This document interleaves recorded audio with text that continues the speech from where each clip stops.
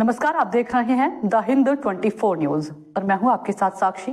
आइए नजर डालते हैं आज की बड़ी खबरों की ओर। बनासकांठा जिले के सामान्य अस्पताल के डॉक्टरों ने 44 वर्षीय कांतिभाई ठक्कर की किडनी, लिवर और आंखें दान की। अंगदान के प्रति लोगों में जागरूकता बढ़ाने के लिए गुजरात सरकार द्वारा निरंतर प्रयास किए जा रहे हैं।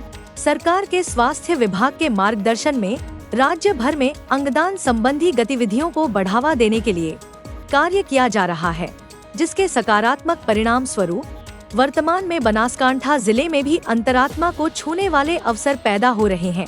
आज बनास मेडिकल कॉलेज द्वारा संचालित सामान्य अस्पताल पालनपुर से दीसा में रहने वाले ब्रेनडेड 44 वर्षीय कांतिभाई ठक्कर के अंगदान से 3 अन्य जरूरतमंद मरीजों को नया जीवन मिलेगा।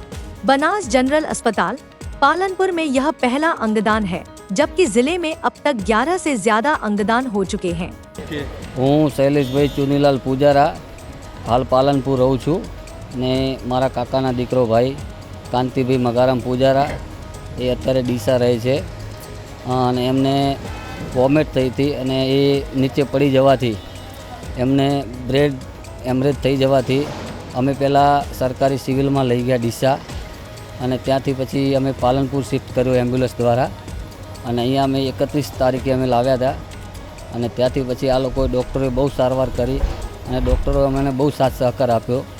એમ છતાં એનું જીવન ન બચાવી શક્યા અમે તો, પણ અમે પછી અમારા પરિવારજનો અને એમના નાના ભાઈઓ અને એમના મમ્મીએ બધા અમે લોકો નિર્ણય કર્યો કે ચલો ભાઈ કાંતિભાઈનો તો જીવ નથી બચ્યો, પણ આપણે આ એક સારું કામ કરી નાખીએ। અમારા વડીલ શ્રી એવા રમેશભાઈ આરસી પૂજારા, રવિભાઈ, મુન્નાભાઈ આ બધા વડીલોને અમે સલાહ સૂચન લઈ અને અમે આ પગલું ભર્યું કે અમે એમનું કાંતિભાઈનું અંગદાન કરી દઈએ તો આનાથી અમને થોડુંક કાંતિભાઈના આત્માને પણ સર્વગમાં વાસ મળે અને એમને આત્માને શાંતિ મળે।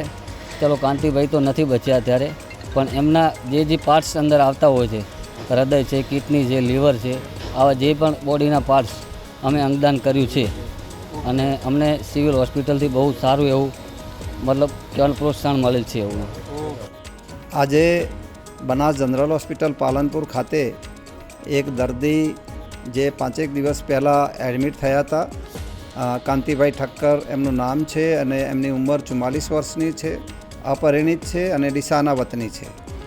એમનું ગઈકાલ સાંજે બ્રેન ડેડ થયેલું અને એમને કાઉન્સેલિંગ કરતાં એમના સગાઓએ છે એમના અંગદાન આપવા માટેની એમને સંમતિ બતાવેલી।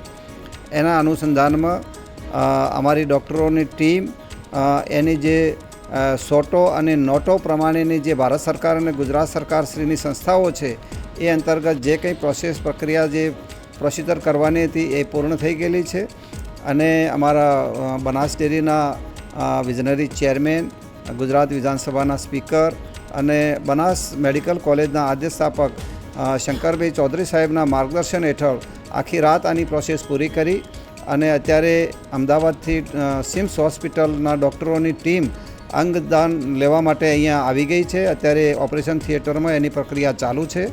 એમાં કિડની, લીવર અને એની આંખોનું દાન થનારું છે આજે અને ગ્રીન કોરિડોર માટે પણ અહીંથી સૂચના અપાઈ ગઈ છે અને આ અંગદાન છે એ અમદાવાદ સિમ્સ હોસ્પિટલમાં લઈ જઈ અને સરકારશ્રીના નિયમો અનુસાર જરૂરિયાતમંદને અહીંથી આપવામાં આવશે।